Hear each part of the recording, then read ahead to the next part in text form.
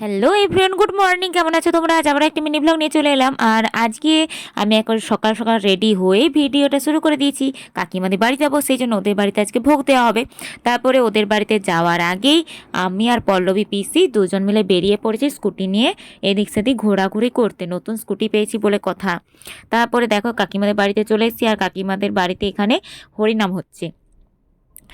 তো এখানে দেখো, আর এই দিকে ঠাকুরের মানে ভোগের মালসা, মানে ভোগ দেওয়া হয়েছে, তো সেই মালসাগুলো কি সুন্দরভাবে সাজানো আছে।